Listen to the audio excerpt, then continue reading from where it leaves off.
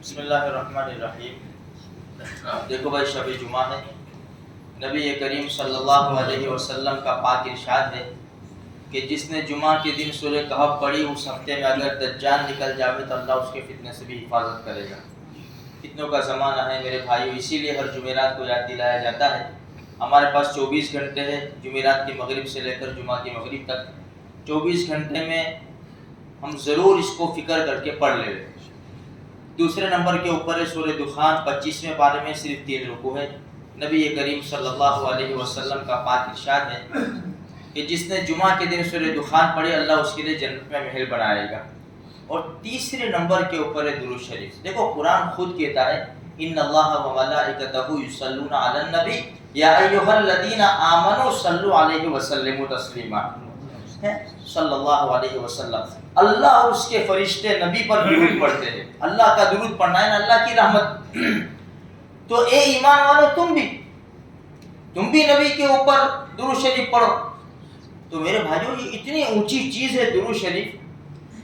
حدیث میں آتا ہے کہ اللہ کے رسول صلی اللہ علیہ وسلم فرمایا تمہارے دنوں میں سب سے بہترین دن جمعہ کا دن ہے۔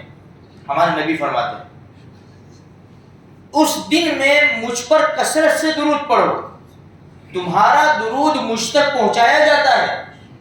تو صحابہ کرام کو تعجب ہوا، اللہ کے رسول صلی اللہ علیہ وسلم جب آپ دنیا سے تشریف لے جائیں گے، قبر میں چلے جائیں گے، تو پھر بھی آپ کو درود شریف پہنچایا جائے گا؟ کیا آپ کی بودی جو ہے وہ بوسیدہ نہیں ہو جائے گی؟ آپ کے اوپر کیسے درود پہنچا ہے آپ کے دنیا سے چلے جانے کے بعد؟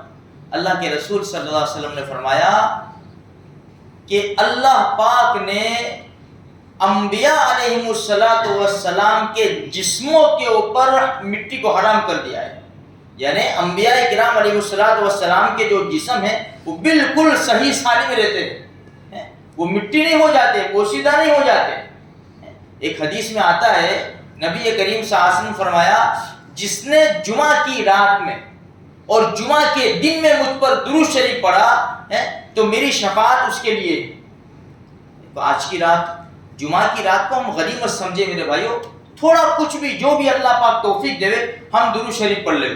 ایک حدیث میں تو اللہ کے رسول صلی اللہ علیہ وسلم فرمایا جس نے صبح کے وقت 10 مرتبہ اور جس نے شام کے وقت 10 مرتبہ، جمعہ نہیں روزانہ، جس نے صبح 10 مرتبہ اور جس نے شام کو 10 مرتبہ درود شریف پڑھا میرے اوپر، میں اس کی شفاعت کروں گا۔ اب 10 مرتبہ درود شریف پڑھنے پر ہمارے نبی یوں فرماتے ہیں کہ میں شفاعت کروں گا، تو چلتے پھرتے اٹھتے بیٹھتے کام کاج کرتے ہوئے ہماری زبان کے اوپر یہ درود شریف ہی رہے گا۔ تو بتاؤ ہمارا مرتبہ کیا ہو جائے گا، ہمارے غیب سے کتنے کام ہو جائیں گے میرے بھائیوں۔ اس لیے درود شریف کو لازم پکڑو، ہمارے نبی کے بے شمار احسانات ہیں، اور درود شریف پڑھنے میں بھی فائدہ کس کا ہے؟ ہمارا ہے۔ فائدہ تو ہمارا ہی ہے نا، درود شریف پڑھنے میں فائدہ ہمارا ہے۔ ایک مرتبہ درود شریف پڑھتے ہیں 10 رحمتیں اترتی ہیں، 10 درجے بلند ہوتے ہیں، 10 گناہ معاف ہوتے ہیں، 10 نیکیاں ملتی ہے۔ اور سب سے بڑا فائدہ یہ ہے، ہمارے نبی نے فرمایا جو جتنا زیادہ درود شریف پڑھے گا قیامت کے دن اتنا مجھ سے قریب ہوگا۔ اب قیامت کا دن ایسا خطرناک ہے، کوئی پرسان حال نہیں ہوگا، ایک ہی ہستی شفاعت کرنے والی ہوگی، ہم ان کا ہی پڑوس ڈھونڈیں گے نا۔ آج دنیا کے اندر حالات آتے ہیں تو ہم لنک ڈھونڈتے ہیں نا، بھائی پہنچ کس کی ہے، اس کے پاس جاؤ۔ تو قیامت کے میدان میں ایک ہی شخصیت کی پہنچ ہوگی، وہ رسول اللہ صلی اللہ علیہ وسلم کی۔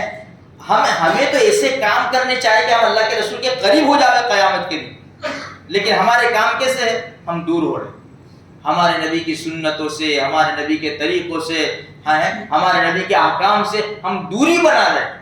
ہمیں دوری نہیں بنانی، ہمیں تو بہت بڑا کام ہے ہمارے نبی کا۔ اس لیے ایسے کام کرو کہ ہمارے نبی کے ہم قریب ہو جاوے، اور اللہ تبارک و تعالی ہمیں اپنے نبی کی شفاعت نصیب فرماوے، اور حوض کوثر پر اپنے نبی کے مبارک ہاتھوں سے ہمیں جام کوثر نصیب فرماوے۔ اس کے لیے میرے بھائیوں تھوڑی سی کوشش کرنی پڑے گی۔ اللہ مجھے آپ کو سارے مسلمانوں کو توفیق نصیب فرمائے۔